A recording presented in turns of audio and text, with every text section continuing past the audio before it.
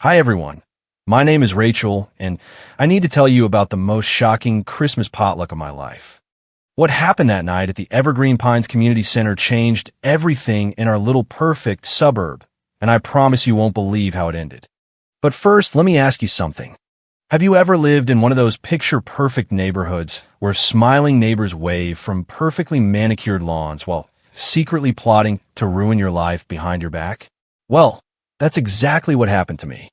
The smell of cinnamon spice cider and roasted ham filled the air as everyone gathered around the long folding tables. HOA President Barbara Barb Kensington, our very own Karen-in-Chief, was already complaining about the inappropriate string lights on Mrs. Patel's house. My neighbor Lisa was trying to change the subject.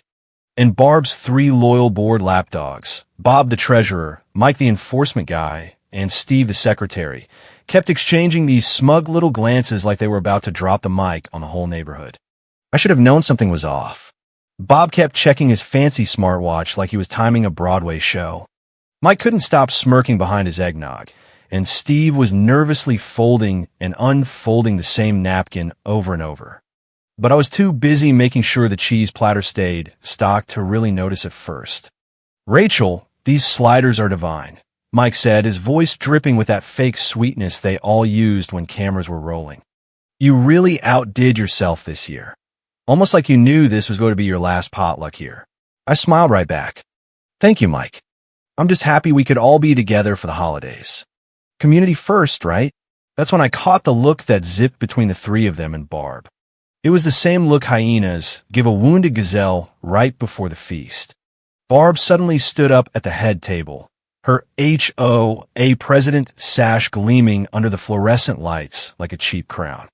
Her face was flushed with that righteous glow she always wore when she was about to enforce standards.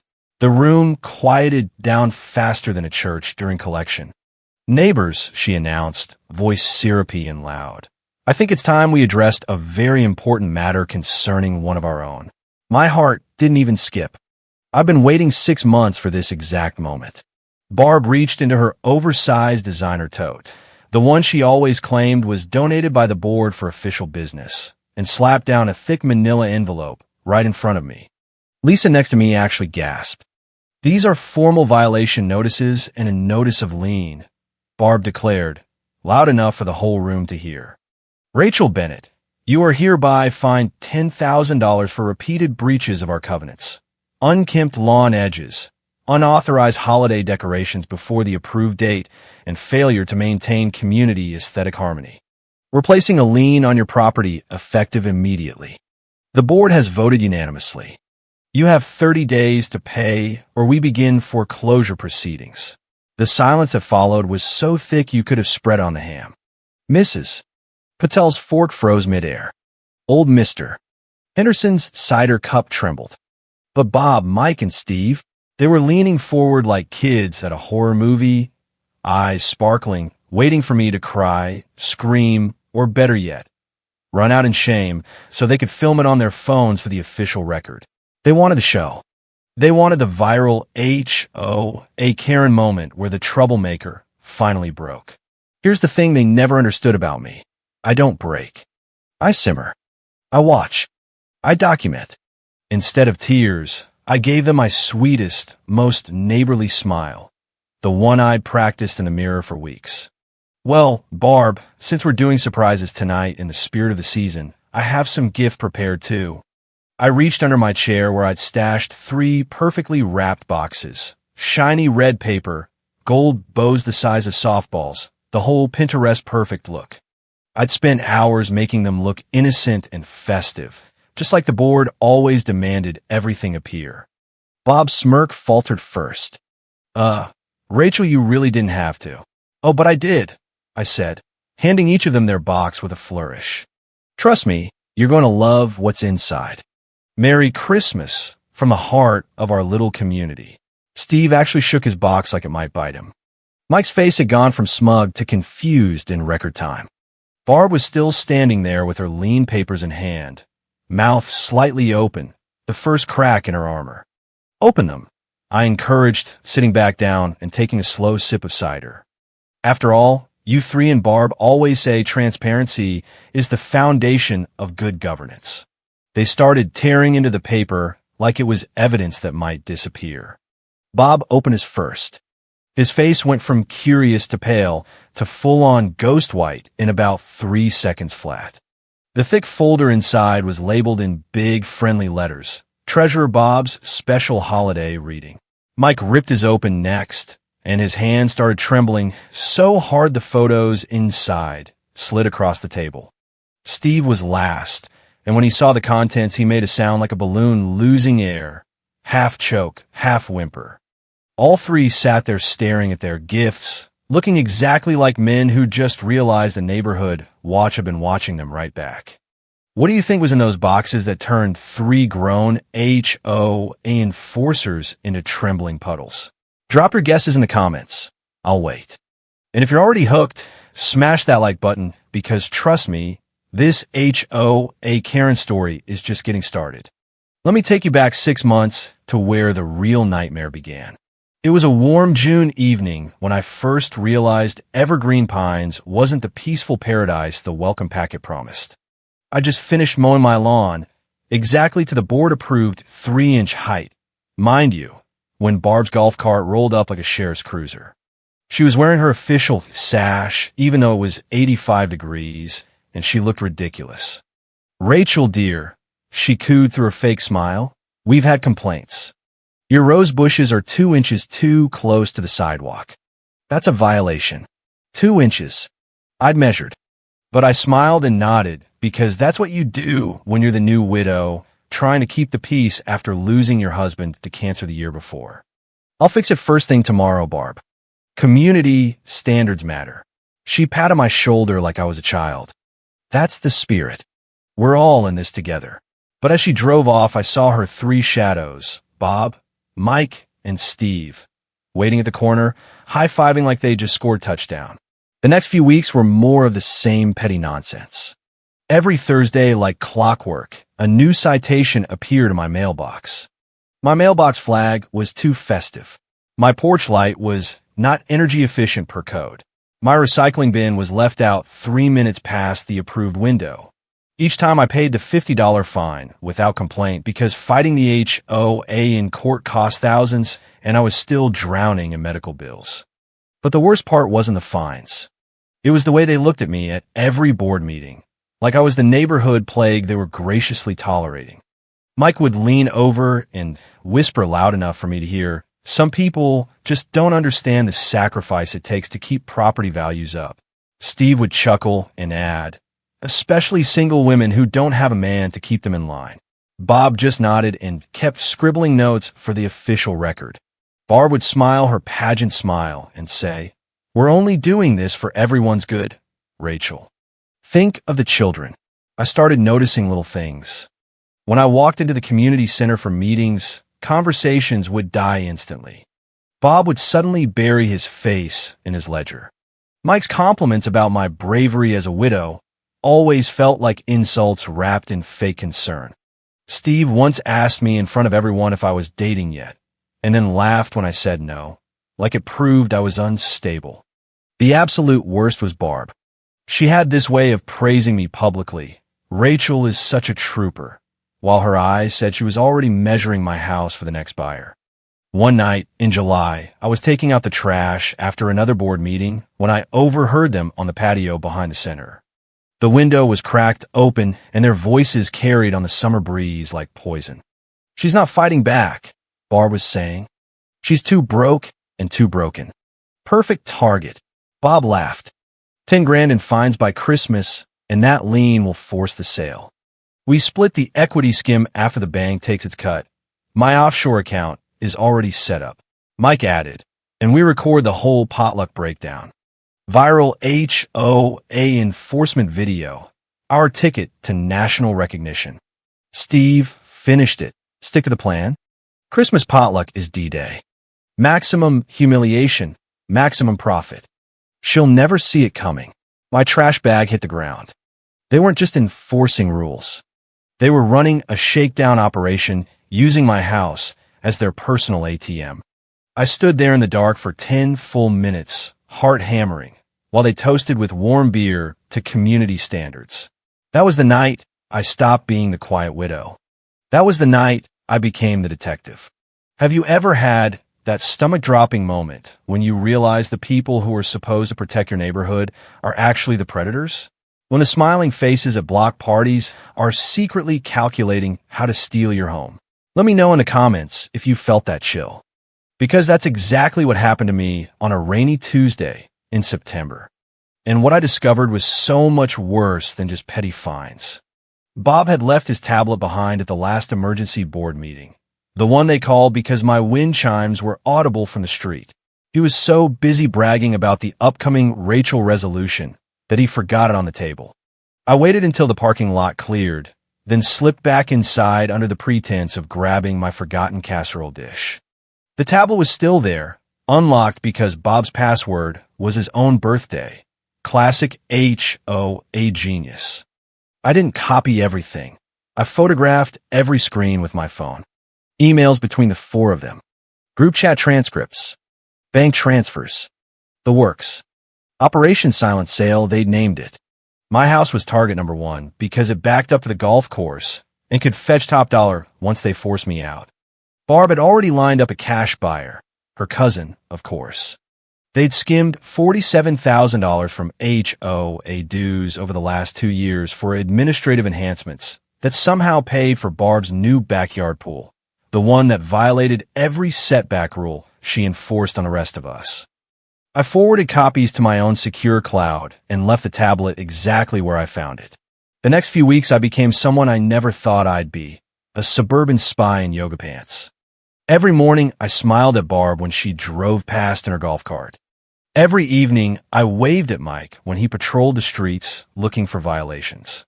But behind the scenes, I was building my arsenal. I hired Carol, a private investigator who specialized in white-collar neighborhood crime. She met me at a coffee shop 3 towns over, so no one would recognize us. Your HOA board isn't just corrupt, Carol said, sliding a thick folder across the table. They're sloppy. She started with Barb. Turns out our fearless president had been embezzling dues for years. Fake invoices for landscaping consultants that were actually payments to her sister's salon. A $28,000 community event fund that somehow funded Barb's illegal pool installation complete with a waterfall feature that blocked the drainage easement for 3 neighbors. She even forged the signatures on the approval forms, Carol said with a grin. And get this, she's been citing you for water waste, while her pool loses 400 gallons a week to evaporation because she skipped the cover requirement. Bob's dirt was deliciously ironic. As treasurer, he'd been cooking the books, but he'd also been running an illegal short-term rental side hustle out of his basement, Airbnb for executive retreats that violated the no commercial use covenant he'd written himself. Carol had drone footage of luxury cars pulling up at midnight and guests leaving with little gift bags. Mike, our enforcement officer, was enforcing rules on everyone except himself. He was having an affair with the wife of the guy 2 streets over, the same guy whose fence Mike had cited 17 times for being 2 inches too tall. Photos, hotel receipts, even a video of them in Mike's HOA truck in the community park after dark. Steve's secret was the juiciest for a man who loved transparency. He'd faked his entire resume to get on the board, claimed he was a retired attorney when he'd actually been disbarred in another state for client fund theft. The State Bar Association still had an open warrant for unpaid restitution. Carol even had the disbarment papers and screenshots of Steve using a fake bar number on official HOA letters. But the real gold mine was their communications. Carol had bugged the board's private Zoom meetings, legal gray area, but worth every penny. I listened to hours of them laughing about how Rachel the widow was the perfect mark because she was too nice to fight back. They toasted to the Christmas potluck plan. Barb would present the lien papers in front of the entire neighborhood. Mike would film it for documentation. And then they'd all watch me crumble while the rest of the neighbors cheered the board for upholding standards. They even had a betting pool on how long I'd cry. Steve had $20 on at least 15 minutes. I didn't cry. I planned. By November, I had bank statements, drone footage, audio recordings, and a second set of divorce. Wait, not divorce, preemptive legal filings. I'd already reported everything anonymously to the State Attorney General's Consumer Protection Division, the IRS, and the local real estate commission. I'd frozen the HOA operating account through a quiet injunction I filed as an affected resident. And most importantly, I'd prepared those 3 beautiful Christmas gifts. Each folder was color-coded and tabbed like a professional presentation, because that's what the board always demanded: professionalism. Barb's folder had the pool photos, forged invoices, and a copy of the complaint I'd already filed that would trigger an audit by next week. Bob's had the Airbnb ledgers and bank transfers showing his skimming. Mike's was packed with affair evidence and a note that his mistress's husband had already been tipped off. Steve's included the disbarment papers and a printout of the warrant. I even added a flash drive for each with the recorded Zoom calls where they openly discussed destroying me for profit. I'd filed my own lawsuit against the entire board for fraud and abuse of power 3 days before the potluck, dated and stamped, ready to serve the moment they tried to serve me. December arrived, and the neighborhood was buzzing with holiday cheer while I quietly sharpened the knife. Barb actually complimented my Christmas lights one day, finally following the rules. Rachel, while hers had been up since October in direct violation of the very ordinance she'd written. The hypocrisy was so thick it could have been used as insulation. I overheard her on the phone with Bob the night before the potluck. Make sure the cameras are rolling. I want her face when she realizes she's losing everything. This is going to be legendary. I smiled into the darkness of my kitchen. Legendary indeed.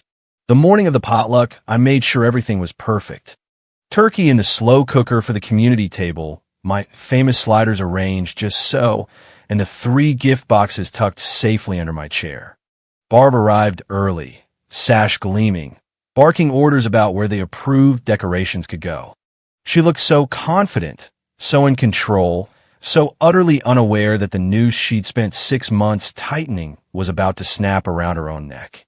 When everyone finally sat down and the cider started flowing, I felt that strange calm wash over me, the same calm you get right before you drop the match on a fireworks show. This was it. 6 months of smiling while they sharpened their knives. 6 months of, yes ma'am, while I built the bomb. Barb stood up exactly on cue, envelope in hand, voice booming with righteous indignation. And that's when I handed out the gifts. Bob opened his box first because he was always the greediest. His fingers tore through the paper and then froze when he saw the folder. The first page was a bank statement highlighted in yellow showing $47,000 in missing dues transferred to his personal account. His face went the color of old oatmeal. What is this?" he stammered, flipping pages frantically. I took another sip of cider and said conversationally, "That's your Christmas bonus from the HOA, Bob. Every unauthorized transfer, every fake invoice, every dime you skimmed while citing the rest of us for $25 late fees. Your offshore account, the IRS already has the routing numbers. Merry Christmas." The entire table went dead silent, except for the sound of Bob's breathing turning into hyperventilation. Mike was next. He ripped his gift open like it owed him money, and the first thing he saw was a glossy 8x10 of him and his mistress in the community park after dark. HOA truck, clearly visible with the official logo. "Oh God," he whispered. "There are 47 photos," I said sweetly, loud enough for the whole room to hear. "Plus hotel receipts, text messages where you bragged about using enforcement authority to cover your tracks, and a very angry letter from Mr. Henderson, your mistress's husband, who received his copy this morning. Your wife gets hers tomorrow. Keep digging, Mike. There's also the part where you've been falsifying violation reports to hit quotas for your little performance bonus." Mike's hand was shaking so badly the photos scattered across the ham platter. "Mrs. Patel actually picked one up, gasped, and passed it to her husband like neighborhood gossip on steroids. Steve opened his last, already pale from watching his friends melt down. The first document was the official state bar disbarment notice with his photo and the warrant for restitution. "No," he breathed. "Yes," I answered calmly. Every fake credential you use to get on the board, every time you threatened legal action against residents while you yourself were a disbarred fraud. The state bar investigator will be at your door tomorrow. Oh, and the warrant? They're very interested in the HOA funds you helped Bob launder. Steve looked like he was going to faint right into the mashed potatoes. Barb was still standing there clutching her lean papers like a shield, her perfect lipstick smile cracking at the edges. "Rachel, this is completely inappropriate," she sputtered. "We're trying to have a civilized potluck." I stood up slowly, smoothing my dress exactly the way she always taught us to present ourselves professionally. "You're right, Barb. Let's keep it civilized. While we're on the subject of civilization, why don't we talk about your backyard pool? The one you approved for yourself while finding Mrs. Patel $500 for a bird bath. The forged signatures, the embezzled funds, the illegal waterfall that's flooding the golf course drainage. Carol the investigator was very thorough. All documented in the lovely gift I left on your chair while you were busy grandstanding." The room erupted. Not with my tears. The tears were coming from aboard. Bob was openly sobbing into his napkin. Mike was begging his wife on the phone right there at the table. Steve had gone so white the HOA sash on Barb's shoulder looked brighter than his face. I pulled out the small digital recorder I'd been carrying for months. "Before we get too emotional, let's play a little holiday audio." I hit play, and Barb's own voice filled the community center. "Rachel the widow is the perfect mark. We skimmed the equity after the lien record her breakdown for the viral video. Every neighbor who had ever been fined for a crooked mailbox suddenly sat up straighter." Mrs. Henderson started slow clapping. Old Mr. Patel pulled out his phone and started recording the board instead. Barb tried one last power move. "This is slander. We'll sue." I slid my own set of papers across the table. My pre-filed lawsuit against the entire board for fraud, embezzlement, and abuse of power. "Actually, I already sued you. 3 days ago. The state AG's office received the full packet yesterday. Your operating account is frozen. The lien you try to place on my house, already invalidated. And that buyer you lined up, your cousin, he just got a very interesting call from the Real Estate Commission about undisclosed conflicts." I raised my cider glass to the room. "Merry Christmas, neighbors. The board has officially resigned, effective immediately. New elections will be held next month, and I hear there's already a petition circulating to dissolve the current covenants and replace them with something slightly less North Korean." Barb's knees actually buckled. She grabbed the table for support, her sash sliding sideways like a crooked halo. You can't do this," she whispered. "I did everything for this community." "No," I said, voice steady and loud. "You did everything for your pool and your cousin's real estate deal. The rest of us were just collateral damage in your little HOA empire." Mike started crying openly. Bob was on his knees, trying to shove the evidence folder back into the box like he could unopen it. Steve was already Googling how to flee the country on his phone. The best part? My phone buzzed with a text from the state investigator. Evidence received. Warrants issued. Merry Christmas indeed. I showed it to the room. Then I turned back to the board, still smiling the same sweet smile they'd mocked for 6 months. "You wanted to bet on whether I'd cry tonight. You lost. But here's the thing. I'm not the one leaving in tears. You are. And every single fine you ever issued me, I've already filed for reimbursement plus triple damages. See you in court." As the four of them gathered their shattered dignity and stumbled toward the exit, Bob still clutching his folder like a life raft, Mike on the phone begging forgiveness, Steve muttering about lawyers he no longer had. The entire neighborhood started clapping. Not polite golf claps. Real loud, finally claps. Mrs. Patel hugged me so hard my cider almost spilled.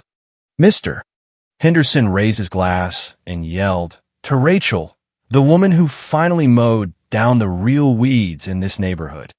I spent the rest of that Christmas potluck eating dessert and planning the new, sane HOA with the neighbors who'd finally woken up.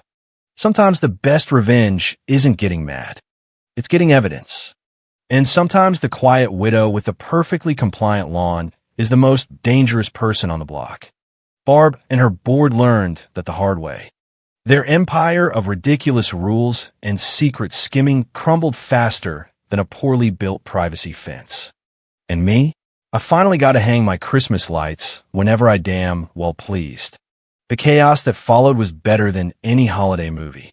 Barb tried one last desperate power play as she backed toward the door, screaming about due process and, "How dare you turn the community against us?" But the room had already turned. "Mrs. Patel started a slow clap that turned into full applause. "Mr. Henderson shouted, "About time someone audited the auditors." Even the teenagers who'd been forced to take down their basketball hoop last summer were filming everything on their phones, whispering "Karen exposed" like it was the new neighborhood anthem. Bob was literally on his knees, trying to stuff the evidence back into the gift box like he could rewind time. Mike's phone was blowing up with texts from his wife. Apparently, the packet I'd sent her that morning had arrived with photographic timing. Steve just kept muttering, "This is a witch hunt," while backing into a folding chair and almost taking out the entire punch bowl. I stayed perfectly calm, exactly the way Barb had always lectured us to maintain decorum during board proceedings. "Before you all leave," I said sweetly, loud enough for every phone recording to catch it, "I should mention I already filed complaints with the state attorney general, the IRS, the Real Estate Commission, and the local bar association. Your operating account is frozen as we speak. The lien you tried to slap on my house? Invalidated this morning by a judge who took one look at the forged signatures and laughed. And Barb, your cousin's cash offer? He just received a very polite call explaining that purchasing property from a board member under investigation for fraud might be, how did they put it, inadvisable." Barb's face went through every shade of Christmas red. Her sash was now hanging sideways like a drunk Santa hat. "You recorded us?" she hissed. "Every single private Zoom meeting where you toasted to Rachel the perfect mark," I answered, holding up the flash drive. "Plus the emails about splitting my equity after the for sale." The state investigator said the phrases "maximum humiliation" and "viral breakdown video" were particularly helpful for their case file. Mike actually started crying, real ugly crying with snot and everything, while trying to delete photos from his phone like that would erase the 47 copies already in the cloud. Bob was hyperventilating so hard someone had to hand him a paper bag from the cookie table. Steve just stared at the disbarment papers like they were written in a language he'd never bothered to learn. The best moment, the one that still makes me smile at 2 a.m., was when Bar tried to play the victim card one last time. "After everything I've done for this community," she wailed. "The rules, the standards, the property values." I took one step closer, voice calm, but carrying to every corner of the room. "The rules you broke every single time they inconvenienced you. The standards you ignored while your illegal pool flooded 3 backyards. The property values you were planning to inflate by stealing mine. Funny how community first always meant Barb first." The applause that followed wasn't polite. It was thunderous. Mrs. Patel started chanting, "Audit the HOA," and half the room joined in. Even the couple who'd always sided with Barb were slowly backing away like she had suddenly grown horns. As the 4 of them finally stumbled out the double doors, Barb clutching what was left of her dignity, Bob still sobbing in his folder, Mike begging his wife on speakerphone, Steve Googling countries without extradition, my phone buzzed again. This time it was the state investigator. Warrants issued. "Merry Christmas, Rachel. The board is officially under investigation." I held the phone up so the whole room could see the text.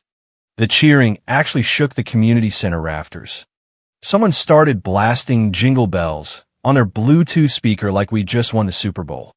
I raised my cider glass one more time. "To new beginnings," I said, "and to never letting a Karen with a sash decide who belongs in the neighborhood." The rest of the night was pure celebration. Neighbors who'd barely spoken to me in 6 months were suddenly hugging me, offering to help repaint my fence any color you want, and volunteering to run for the new board.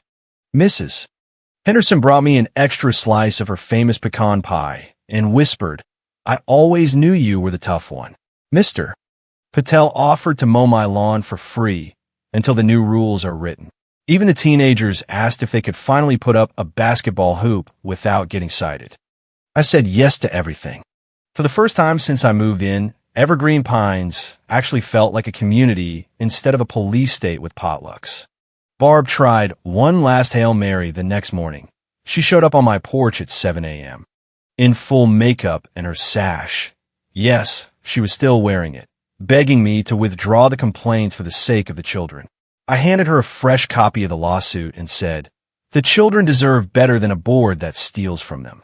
"Merry Christmas, Barb. Try not to violate any rules on your way out." She left crying, real tears this time, not the crocodile one she used at meetings. Bob, Mike, and Steve all resigned by email before noon.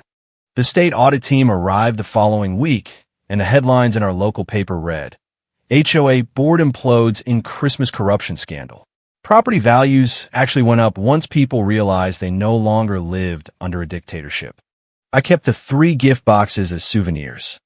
They sit on my shelf now, empty folders inside, but the memory of their faces when they open them is worth more than any lien they try to slap on me.